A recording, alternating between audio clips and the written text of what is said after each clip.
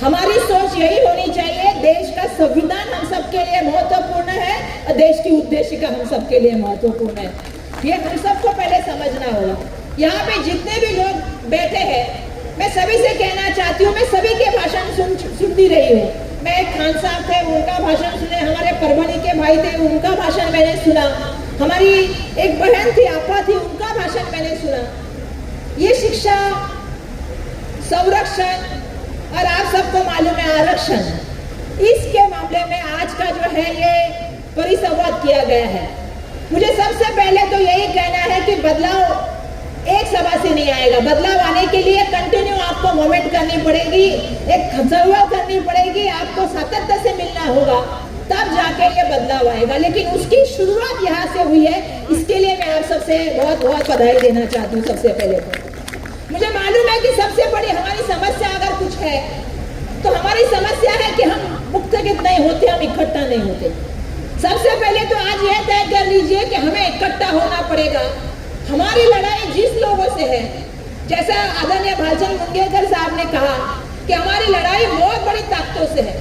आज वो समाज के नाम पे द्वेष फैलाने का काम कर रहे, जात धर्म के नाम पे राजनीति फैलाने का काम कर रहे, और ऐसे समय में आज ये परिसंवाद हो रहा है, आज ये जो है वो विचार मंच के माध्यम से चर्चा हो रही है। तो हम सबकी नैतिक जिम्मेदारी है कि हम लोग एक जगह पे पहले तो सब लोग आए, एक दूसरे के जितने भी मतभेद है उसको बाजू में लेके जाए और सब लोग एक साथ मिलकर इस परिसंवाद के माध्यम से एक संदेश यहाँ से हमें जाना चाहिए। ये सबसे पहला मेरा कहना है।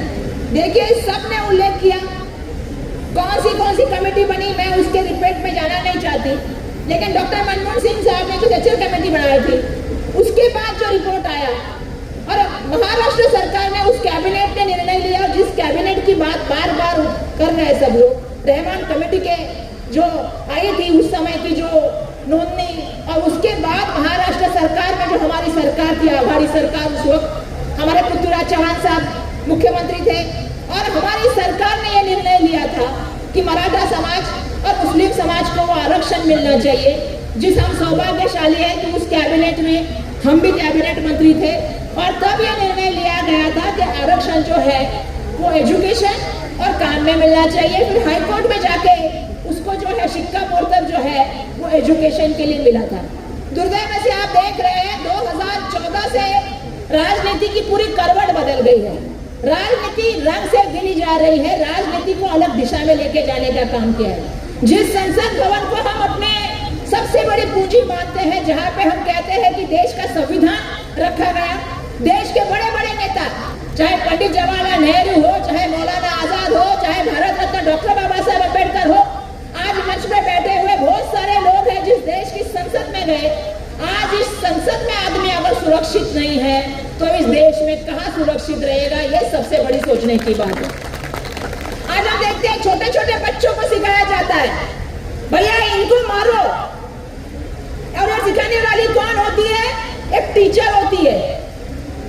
अगर इस समाज में टीचर का उद्भव या गुरु का उद्भव इतना बड़ा उद्भव है कि कहा जाता है कि जैसे कबीर कहते हैं कि गुरु गोविंद सामने खड़े हो तो मैं गोविंद छोड़ के गुरु के पांव पड़ूंगा, क्योंकि गुरु ने मुझे गोविंद का मार्ग सिखाया है। ये हमारे देश की संस्कृति है, ये हमारे देश की धरोहर है, लेकिन कहीं ना कहीं इस देश की धरोहर को कहीं उसी दिशा में लेके जाने का काम हो रहा है। मुझे आप सबसे कहना है कि हमें आज भी इस बात पे रहना है कि हमें सुरक्षा तो चाहिए, लेकिन हम जिनसे उम्मीद करें, केंद्र में उनकी सरकार, राज्य में उनकी सरकार, अगर कुछ करना है तो पहले तो मुत्तहिद हो जाइए, अगर दूसरा कुछ करना है तो यादी पे ध्यान दीजिए, तीसरा कुछ करना है तो 24 में बदलिए। देखिए, कर्नाटक में सरकार आई, आरक्षण लाने का काम हुआ। जब हमारे केशव रेड्डी जो थे, आंध्र प्रदेश के मुख्यमंत्री थे, तो वहां पे तेलंगाना में करने का काम किया। केरला में सरकार थी तो वहां पे करने का आरक्षण काम किया। ये भूमिका हमारी है, जो दबला है, जो कुचला है, उसको न्याय मिलना चाहिए, उसको मुख्य प्रवाह में लाना चाहिए, ये हमारी जिम्मेदारी है। मैं अख्तर जी को बोलना चाहूंगी कि उन्होंने, जैसा आपको मालूम है कि कितने IAS ऑफिसर है, कितने IPS ऑफिसर है, इसके ऊपर पढ़ाई की। 2% लोग हमारे गवर्नमेंट में काम नहीं करते, हमारे कितने टक्का लोग पढ़ाई में गए हैं, इसका सर्वेक्षण हुआ है। तो ये सब चीजों को हमें ध्यान में रख के काम करना पड़ेगा, तालीम से बड़े कोई चीज नहीं। अगर बाबा साहेब अम्बेडकर ने हमें सिखाया नहीं होता, शिका संगठित हुआ, संघर्ष करा, और जो शिक्षण है वाघिणीचं दूध है, जाने ते गवस न त्याला गुरगुरल्याशिवाय राहणार नाही, ये बाबा साहब ने सिखाया, एजुकेशन दिया, तो जाके आज यहाँ पे खड़ी रह के वर्षा गायकवाड़ भाषण कर रही है। वरना देश का संविधान नहीं होता तो शायद आज बात करने वाले लोग, इस देश के संविधान को बदलने की भाषा करने वाले लोग आज यहाँ पे बैठे नहीं होते। संविधान की वजह से वो लोग बैठे हैं सरकार में, लेकिन आज उसी संविधान को बदलने की भाषा करते हैं। तो इस वक्त की और हालात की बात ये कहती है कि हमें इकट्ठा होके आने वाले वक्त को बदलना है। तो अभी से जाके सब जगह जगह बात करनी होगी। हमको संरक्षण चाहिए, हम इकट्ठा मिलके पा सकते हैं।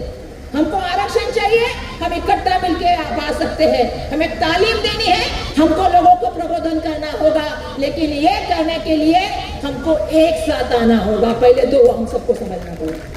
तो इसीलिए मैं आप सबके मंचों से सबका धन्यवाद देना चाहूंगी। कांग्रेस की भूमिका, आदरणीय राहुल गांधी जी की भूमिका, आदरणीय मल्लिकार्जुन खड़गे साहब की भूमिका आपको मालूम है। भारत जोड़ो यात्रा के माध्यम से राहुल गांधी जी ने हर किसी को प्यार किया, हर किसी को गले लगाया, और सबको यही कहा है कि नफरत के बाजार में हम मोहब्बत की दुकान लगाना चाहते हैं। उन्होंने संसद में सवाल पूछे, जब सवाल पूछे अडानी के ऊपर, तो अभी मैं हमारे मौलाना जी को कह रही थी, उन्होंने मुझसे एक सवाल पूछा, मैंने कहा लड़ाई हम लड़ रहे हैं, हम लड़ाई लड़ रहे हैं अडानी से, जितने को समेट सकते उतने को अपनी पार्टी में ले रहे।